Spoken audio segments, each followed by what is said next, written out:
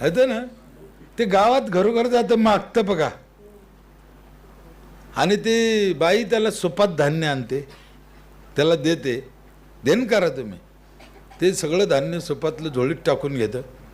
त्याच्यानंतर काय करतं ते, 4 दाणे माघारी देत. घेतलं एवढं, दिलं एवढं, पण बाई खुश. हे काय सूत्र आहे मला कळतच नाही. पण नाही दिलं तर बाई नाराज होईल ना. एवढी जरी आमच्या सरपंचाला अक्कल आली, एवढं घे पण एवढं दे झालं.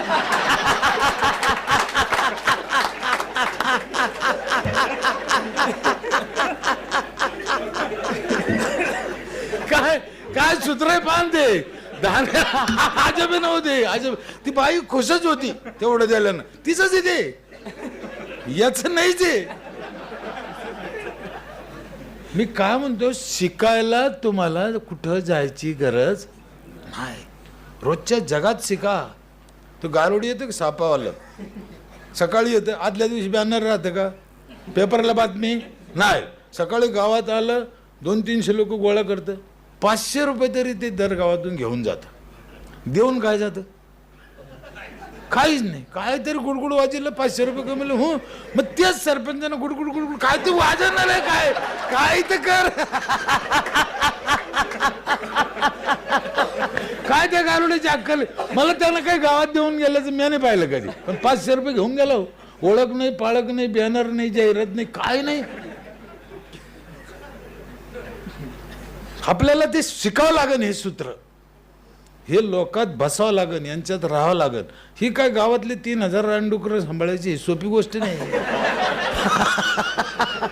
खायचं काम आहे काय, आपलेच येते, पण सोपं नाही. जगातलं सगळ्यात अवघड काम आहे ते गावातले लोक सांभाळायचं. पण तुम्हाला ते येऊ शकतं, तुम्ही ते करू शकता.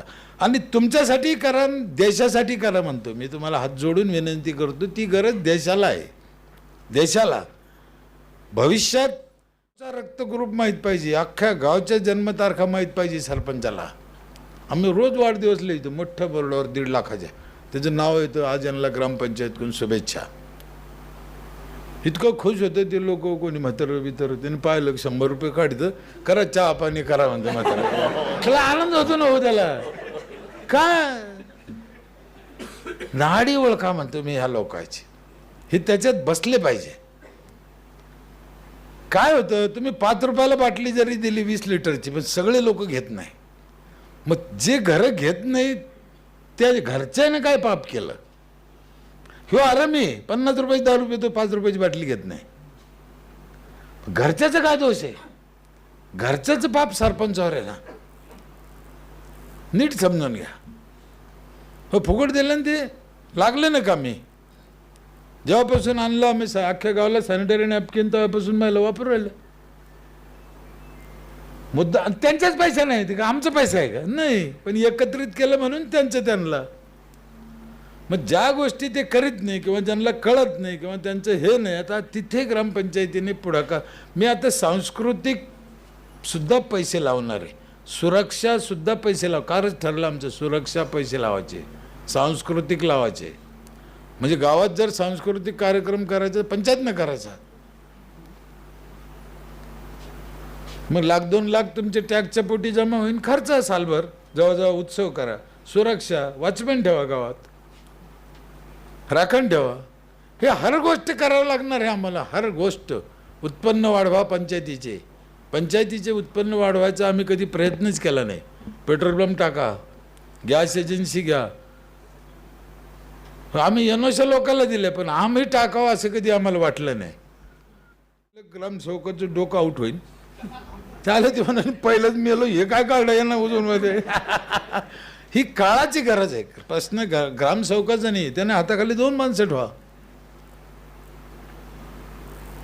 मीटिंगला सुद्धा सगळ्या खात्याचे कर्मचारी बोलवले पाहिजे सरपंचानं महिन्याला, दर महिन्याला. हे ग्रामसेवकांनी सरपंचांनी दाब टाकलाच पाहिजे, त्याच्याकडून करून घेतलंच पाहिजे. साहेब आडनाव माहीत नाही हो तलाठ्याची, तलाठ्याच्या हाताखालच्यालाच लोक तलाठी म्हणते. काय धंदा आहे काय. सरपंच हा मुख्यमंत्री, ग्रामसेवक हा मुख्य सचिव. मुख्य सचिव म्हणतो मी, ऐकत कसं नाही ते. ऐकलंच पाहिजे सगळ्या कर्मचाऱ्यांनी ह्या दोघांचं. मिटिंगला आलेच पाहिजे. आधी त्यांची मिटिंग घ्या, मग आपली घ्या. एका मिटिंगमध्ये नका बसू. ठीक आहे, आम्ही दर अडचणी पाण्याला मीटर आहे, मीटरशिवाय पाणी वर जाऊच शकत नाही. मीटर बसवा. 12 वर्ष झाले 1 मीटर खराब नाही झालं. चंबळ कंपनीचं आहे. मीटरशिवाय, मीटर नाही ते जिकडे खालचे उताराला आहे तिकडेच चाललं पाणी. ते तोटीला येत नाही. चढावर पाणी जाईन कसं? लोकांची किरकिर.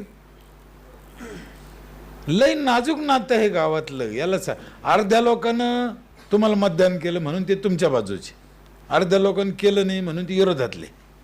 ती विरोधातले म्हणते आम्हाला तर बोलूनच पाहिजे, तू आता मागूनच पाहिजे, टॅक्स बीस काय कागद काढतो का? नाही, वरबाज कुठं कळला पाहिजे. आणि एकत्र केल्यामुळं आम्हाला ते कमी पैशात होतं. माझी पिठाच्या गिरणीचा वर्षाचा खर्च आहे 1.25 लाख. नौकर आणि बिल नीट समजून घ्या. आणि दरला फक्त 1.25 लाख लागले आणि त्याने 9 लाखाचं दळलं बाजार भावानं. मग तो 7.25 लाख रुपये लोकात वाटल्या गेला. लोकांचं काय आहे, मला काय मिळतं बाबा? आता बहुतेक सरपंचाचे काय, मी 1 कोटी रुपये आणले. अरे बाबा, ते 1 कोटी आणले गोष्ट घरी, त्याला काय? उलट तुम्हाला सांगू, तुम्ही 1 कोटी आणले म्हणजे अख्ख्या गावाच्या डोळ्यात आले. हे काय एक उंबल आहे का? ते आमच्या दारी रोड झाला नाही म्हणायचं, यानं किती खाल्ले म्हणा. पैसे आणू नका असं नाही. पहिले तुम्हाला त्या लोकांचा विचार करावाच लागणार आहे. त्याचं तोंड बंद करावं लागणार आहे.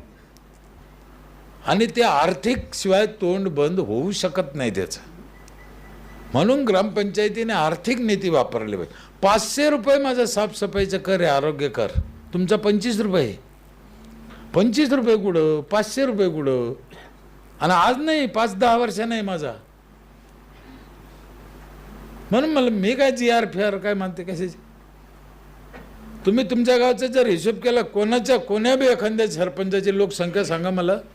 आपलं काय गप्पा आहे, कोणाचीही सांगा लोकसंख्या एखाद्या सरपंचाने तुमच्या गाव 3888, म्हणजे 800 घरं आहे त्यांची. किती? 800. 25 रुपयानं पैसे किती झाले? 20,000. किती? साफसफाईचं कर 20,000 रुपये सालाचा झाला. आम्ही मिटिंगा घेतो दर महिन्याला, हिशोब करीतच नाही कशाचाच, काहीच ताळमेळा नाही.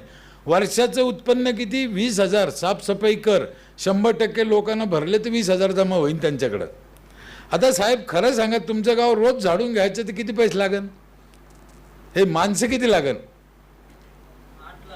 माणसं किती लागतील? निदान 2 8 तर लई दूरची बात झाली.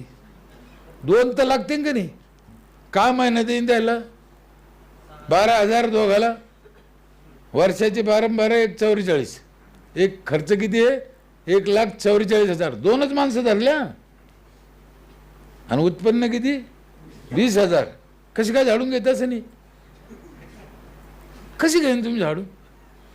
8 पाहिजे म्हणते, म्हणजे हाऊस तर पहा ना. मला काही प्रॉब्लेम नाही, मला तुमचं अभिनंदन आहे. 8 ठेवा तुम्ही म्हणतो मी, ठेवा. पण ठेवायची कशी?